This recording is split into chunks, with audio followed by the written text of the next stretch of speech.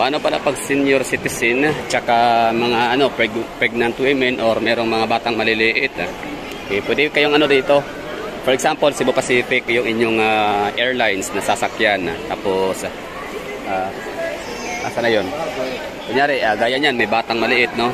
Tapos may bagahe, kahit pa hand carry, mabigat pa rin naman yung malita na bitbit nila. So ang gagawin ho ninyo, lapit po kayo sa ground stop ng Cebu Pacific, pwedeng PAL or AirAsia, depende sa airlines na inyong sasakyan. Kasi hindi man pwede na ikaw ay Cebu Pacific tapos hihingi ka ng assistant tulong sa AirAsia staff or sa mga taga-PAL kung ikaw ay Cebu Pacific. Tama ba yun? Dami ko sana. Anyway, nagkamikos-mikos na. So yun lang, no? Check-in counter. Tapos kapag ka senior citizen ka, tsaka mayroong batang maliliit, yan, or pregnant women, lagyan kayo ng note niyan na may nakalagay dyan na priority. Yan, gaya nito for example, yan, priority. Priority boarding. So, ibig sabihin ho niyan, pag maipakita mo to sa sa ground stop doon sa gate kung saan kayo ma-assigned, sila na ho yung automatic na ho yan sila na mag-assist ho sa inyo. Kaya sila may mga lalaki na mga ground staff, mga staff, mga personnel para i-assist yung mga ganong mga ori ng pasahero na kailangan ng needs ng assistant. So yun lang, ito yung loob ng Airport Davao na talagang sadyang panggabi, no? Nocturnal ba mga taga Davao? Di ba natutulog? Bakit gabi sila laging lumalabas? Bakit sila gabi dito nagiging busy? So yun lang, bali ang ginawa ho natin, meron ho kasing tara na Soy, gawa sa Soy. So ginawa ho natin kasi meron ho tayong pasahero kasi meron tayong kamag-anak na dalawa lang sila, no? Bata, maliit, oh. Soy, bata kay Soy. So, yun, punta sila ng flight bound to Cebu na ho sila. Tapos, syempre, 2 years old, tapos, meron silang malita, dalawa.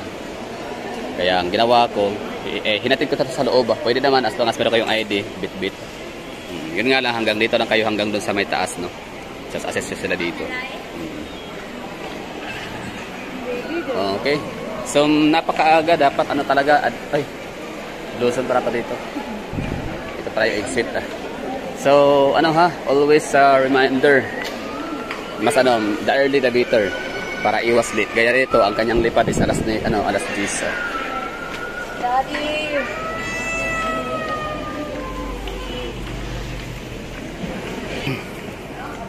So, yun na nga, bali, ginawa ko natin early. Asa na sila? So dito, ito yung itsura ng ating airport dito sa Davao City International Airport. So ganun pa rin, as usual, wala pa rin intended waiting area, intended for mga susundo at sasalubong or mga waiting area, waiting shed. So yun, bali inagahan na natin ang lipad nila is alas 10. Siyempre, boarding time is alas 9. So, nakapag-check-in na siya. Hindi na siya masasaraduhan ng gate by 9 kasi nakapag-check-in na. Tapos, na yung gamit niya, mabigat. So, naka-ready na sa loob. Ang ganda pala sa labas ng airport to kasi tinted. Hindi mo makikita yung meron sa loob. Ito na yung airport. Parang mas lumiliwanag ngayon. Congratulations, very good.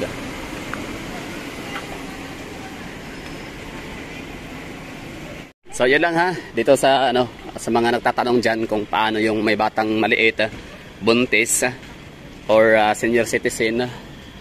Huwag kayong mag-alala, basta lahat ng airport, hindi lang airport actually sa mga terminal, lahat ng mga terminals, mga seaports, busports o kung saan man asa man taagyan direta.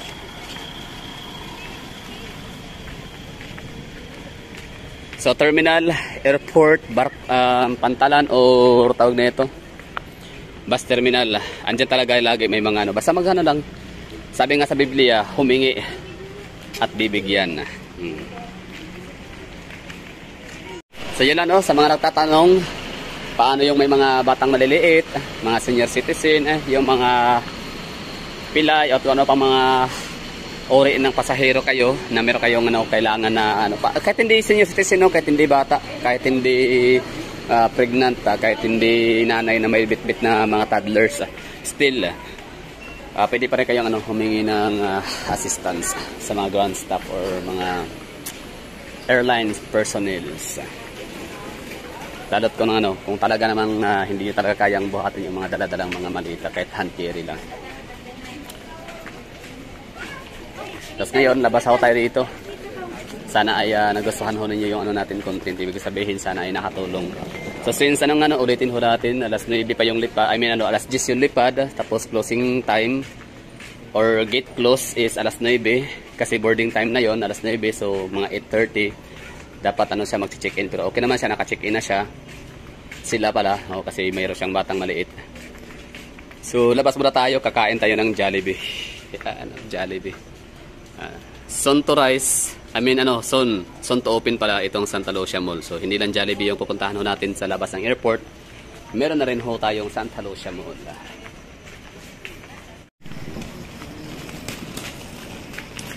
Airport, Davao International Airport. Diba? Ang ganda Talagang ka dito, hihingalin ka, paakyat. Paakyat talaga siya kahit kabilaan. Okay lang naman. So, tiniyo kami dito, meron kaming kasama ang senior, may batang maliit. Lakad lang kami dito. Wala kaming dalang gamit, no? Kasi kakain lang naman kami sa Jollibee. Tatawid lang kami. Siyempre, kayo pag tatawid dito, tatawid kayo dun sa may underpass para iwas delikado kasi may namatay na dyan. Tumawid yung tao, tapos ayun, na disgrasya, patay yung pahinante tsaka yung driver dahil malakas ang takbo, tapos full brake or force brake, force stop, ano ba tawag dyan. So yun, tumama sa kanilang yung mga dala ng mga metal, mga bakal sa likod. Tour lang tayo dito ano nga ba itsura ng Davao City International Airport mula sa loob hanggang palabas. So dali tayo sa loob, nakapag-check-in na tayo labas lang tayo. Since ang boarding gate magsasarado sila sa alas 9:45 bago mag 9:45 dapat nasa na sila, boarding gate. Nakapasok na sila dapat bago mag 9:45. Pero ang time check ko tayo alas 7 pa lang, mag-alas 7. So there's a plenty of time para kumain sa labas, para busog. Dito pa na mulupad dito pa na mulupad sa layo. Ito yung itsura Ito pala yung duty free sa mga nagtatanong dyan. Karamihan kasama naman duty free. Sa una duty free. Oo, dili to gikan sa Amerika. Oo. Duty free. So wala na yung duty free natin dito. Abandoned na siya. Sa Iloilo City, in fairness, sa Cabatuan, Iloilo, meron pa silang duty free, tsaka sa Bacolod, meron din. Dito wala na. Walang namimili. Walang namimili ng duty free sa Davao, kaya yan nag-close. Sa Silay, hindi pala Bacolod, Silay City, Negros Occidental. Lakad lang tayo dito. Okay lang naman maglakad talaga dito sa area na to kapag wala kang bitbit. Pero kung may dalang malita na malalaki, tapos may bata pang maliliit, napaka-stressful. Kaya mag-taxi na kayo. Sabihin natin kawawa yung mga taxi driver kasi lalabas ka lang, galing doon, pwede ka mag-taxi papuntang Jollibee sa labas. Although papayag din naman yung mga yon kaysa wala silang pasahero palabas, di ba? So kawawa yung driver kasi nag-experience sila na galing airport, long distance, no? Or Pakyawan o ano man. Pero dahil sa labas ka lang kakain ng Jollibee, so yun. Pero okay na yun, 60 pesos. Saan ka maghahanap niyan? 70, 60, 50. So yun sa mga nagsasabi dyan na meron yun may naalala ko dyan dati, shout out sir. Sino nga ulit kayo dyan na nanonood sa akin na lagi mong sinasabi na Davao City International Airport is anti-poor. Or hindi man anti-poor, pero siya parang meron siyang discrimination ba, no? Dahil hindi ka pwede ditong sumundo ng walang sasakyan. No? Kumbaga, ang sundo dito is siya, exclusive lang para sa mga may mga car o may mga sasakyan. So Siguro dati. At saka dati, during nung pandemic time, pandemic era, 2020, 2021, 22, is talaga siya. Limited lang ang pagpasok ko dito. For example, papatid ka, may service ho kayo, no? May sasakyan. So dapat ang kasasama diyan yung lilipad, yung pasahero at saka yung driver. Yun, hindi ka pwede madala ng extra. No. Ulitin ko ha, driver lang tsaka pasahero, yung yung mayroong flight. So ibig sabihin dalawa lang kayo. So bawal mo dala ng isang extra ticker. Oo, or dalawa. Lalo na, no? Pero ngayon pwede na, kita nyo naman, oh. Kami, marami kami ngayon, 4. Panlima yung batang maliit, 2 years old. So 3 kaming humatid, no? Wala lang, pasyal-pasyal, gala-gala. Tapos syempre, ito yung tinutukoy ko sa inyo na mag-iingat, no, sa pagtawid. Kasi nga, may na nga rito, namatay, may nadisgrasya na. Ito na area na to, asan ba yun? Basta nag full stop kasi yung kaya patay tuloy yung driver tsaka yung pahinanti. Dahil sa taong biglang tumawid. So syempre kahit pa mali nung taong pedestrian, since nasa linya ho siya, nasa pedestrian lane, syempre kasalanan pa rin ng driver yon. Kaya ang ginawa ng full stop kahit nakago in stop. So ito yun, Santa Lucia Mall. Doon tayo kakain sa Jollibee. Jollibee, where are you? Yan Jollibee. Tapos ito yung asa, gusto mo mag-bidre ha? Oh, pwede na po dito, abot-abok ka. Ha? Okay ra? Yan pala ang bus stop area. So sa mga uuwi ng bandang northern eastern part of Mindanao, so pwede na kayo dyan sumakay ng bus.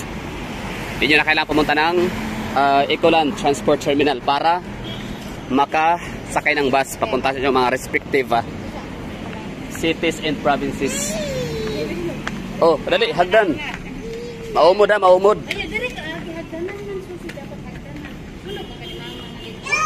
So, gusto nyo lang dito tayo dumaan sa underpass. Oh, nilulumot. Hindi pala nilulumot, kumbaga parang halatang walang masyadong dumadaan dito. Tsaka madilim pala, no? Oh, pero mayroong CCTV ha, kahit madilim. Oh.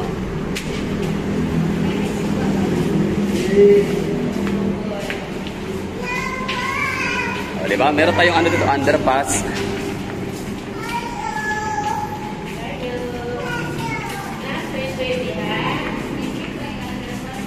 Matagal na itong underpass na to dito. Pero hindi siya hindi siya kilala or hindi ito masyadong ginagamit ng mga taga rito. Kasi makikipagpatintiro na lang sila sa kalsada, sa highway. Pero kung may mga batang maliit tsaka senior, dito na kayo. Ito hagdanan, tapos meron mga ramp para sa mga may wheelchair or mga stroller or trolley. Diba?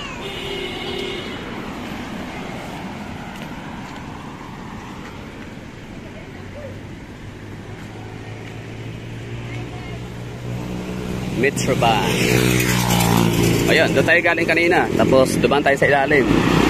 Pero syempre, huwag kayong dumaan dyan. Delikado, walang sidewalk. So dito tayo. Yan, Oy. Sa airport. Oh, pwede na. Pero asa dili ang tabukanan basig madakpan ta ba? Tabukanan. Para sure dito ka. Sa ilalom. Oo, ilalom. Sige, salamat. Ang lusot anak niya kay China. Joke lang. Dito na speakers. Dito na. Sige. Diyan lang kay para mas luwas gyud, safety. So, yun Ang lusot at China. Kuyawan siya. Kuyawan. So meron ditong ramp ha, yan pwede kayo dito, may ramp yan.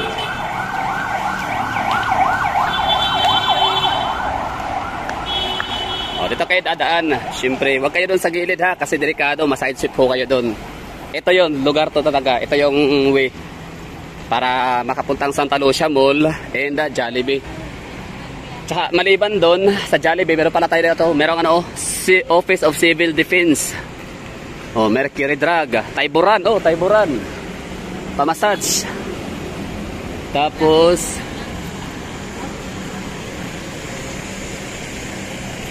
di ba? Ganun lang ka ay easy. Meron kayong mga trolley bag. Meron kayong mga batang bitbit, no? Tinutulak na pushcart. Pwede kayo dito dabaan. O basta wag doon ha. Pagka-akyat niyo doon sa may ano, pagka-akyat niyo sa may ramp or sa underpass, underground. O doon kayo, dumiretso, paikot dyan. Huwag kayo dito dumaan sa gilid at ma-side sweep lang kayo dyan. Delikado. Diversion route pa naman to dito. 60 km/h yung takbo dito, no? May mga driver na hindi talaga sila cautious, no? Basta kayo alam nilang 60 kph, papatakbo talaga yung mga yan ng 60. Diba? So okay yung ano ha, sidewalk dito. May ramp. Pwede talaga sa mga may gulong na mga malita. Yan. Taxi sa labas, pila yan sila. Full in line. Santa Lucia Mall, malapit na yung mag-open.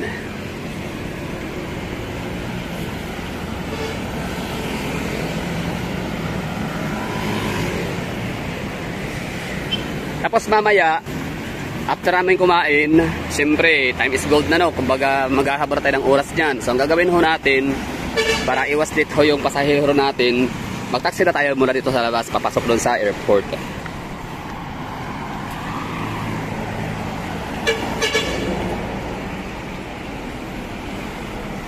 Ayun no, purma na si ano, Santa Lucia Mall, ganda. Okay, kapag ka naman pala kayo ay ano ha, pupunta naman na kayo ng bandang ano, southern part of Mindanao, pa Soksargen, Cotabato, mga ganun area no. So, pwede kayong ano, tumawid din dito sa ilalim ng ano, sidewalk, I mean, no, underground or underpass. Or pwede rin kayong dumaan dyan no, yan no, makipagsapalaran kayo sa pagtawid. Basta extra careful lang talaga, or else pwede kayong mabunggo. O tapos pagkatawid nyo dito, sakay na kayo ng ano, bus. Ito, ano to bus stop to dito dapat, pero ba't di ko alam bakit may mga taxi nakapila. Tanong pala natin sa mga taxi driver syempre. So you know, as of now, since hindi pa bukas yung Santa Lucia Mall, andyan muna yung mga taxi driver natin nakaparada. Pero the moment na magbukas na to dito, bawal yan sila, sure ako dyan. Kasi ano talaga to, ito intended talaga yan para bus stop. Yan, iikot yung bus dito, tapos ito yung sakayan ng mga pasahero. Hindi lang bus, basta lahat, no? Kasi di ka na pwedeng ano, pag mag-pick up ng pasahero, hihinto ka dyan, tapos pick up ka ng pasahero. Diba? Delikado yan. Risky masyado. So ngayon, medyo maintindihan muna natin, gawa nung hindi pa masyadong ganun kadaming tao. Kasi wala pa ngang opening itong si Santa Lucia Mall. Okay, yun na, no? So, sana nagustuhan nyo yung ano natin, Davao City International Airport tour around, di ba? Tapos meron tayong ano dito, mga police station. So, talagang andyan sila lagi for help. Wow, may mga ano na dito, oh. Madami ng mga nagtitinda mga kape-kape. Ano, emerging skyline of Comunal. One of these days, itong si Comunal. Barangay Comunal lang siya, pero napakayaman na niya, no? Kasi meron siyang airport, meron siyang Jollibee, meron siyang Santa Lucia Mall, mga mamahali, no? Pang high-end na mga subdivision. Merong LPU. Merong McDonald's, pero wala nang McDonald's ngayon. Ano siya, Waxis na, no? Ni Pastor Apollo Kibuloy. Basta maraming ano dito, maraming mga nagsisatayuan ng mga establishments, which is indication or sign of progress. That's all for this video. Thank you for watching and bye-bye. So yun na nga, no, tapos na kumain lahat. Ibig sabihin na kailangan balik na ng airport tayo, tapos sakit ng taxi. Imbis na maglakad, pwede namang maglakad kasi maaga pa naman. Tara, tabok to. Pwede maglakad ha, kasi maaga pa. Saka ano lang, airport na. Pero syempre, what is 60 pesos, no? Para pa mas komportable. So iwan ko lang papayag ko sa kuya. Okay na. Okay na, so airport na tayo. Yaman tayo, yaman to. Ito, Jollibee ba? May Jollibee. So yun ano, dahil walang fast food, walang Jollibee sa loob ng airport dito sa Davao, kaya sa labas tayo kumain. So, swertihan lang kung walang ulan, swertihan lang kung gaya kanina no, nakapagtakad tayo. From soon to rise, soon to open na yan, Santa Lucia Mall. So, hindi lang Jollibee, and to access ni Pastor Apollo Kibuloy ang ating pwedeng kainan dito sa labas. Kasi meron na rin sa Santa Lucia Mall. So for example, kayo ay taga-probinsya, sabihin natin Soxargen or taga-Caraga region or some part of Davao province, no?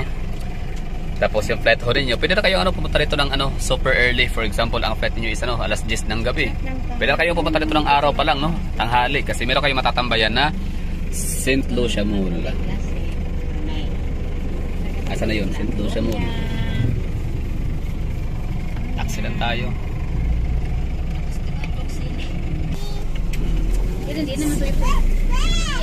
So, dyan tayo kanina dumaan. Underpass. Doon naman sa unahan yung may namatay.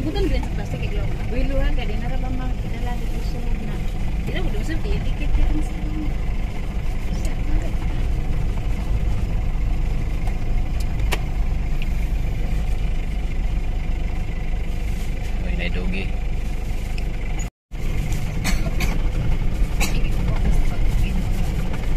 So, pwede nang pumasok dito magdala ng mga magbitbit ng maraming mga sundo, sabay or kasama. Pero syempre, paalala lang, reminder, warning, walang magandang dito, walang malaking waiting area sa airport. Kaya gaya ito, uulan, so saan kayo sisilong, di ba? So para kayong ibon, aso at pusa sa kalye na maghahanap ng masilungan. Although marami naman pwede silungan, pero nga sisilong ka, hindi talaga siya yung intent. Oo, dagan-dagan. Sarado na lang ito yung speakers.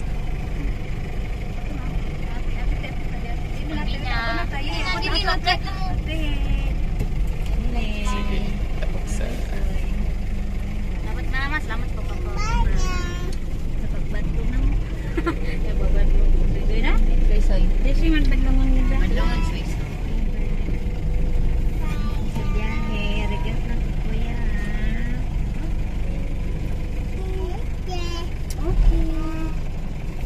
Kumananay kuya sa mo pila.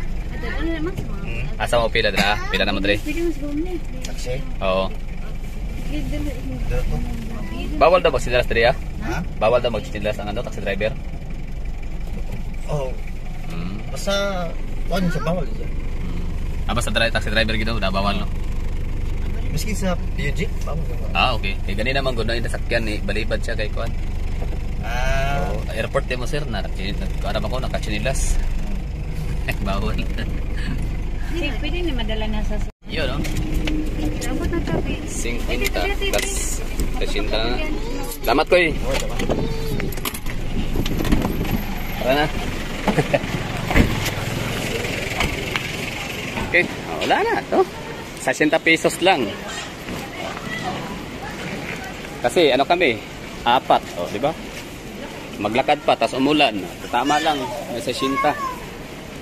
Ganun lang naman. Simple things. Ito na yun, arrival area, international. Okay. So, okay. Kaya pala doon sarado na sa unahan yung arrival area. So, nilipat na pala dito. Okay.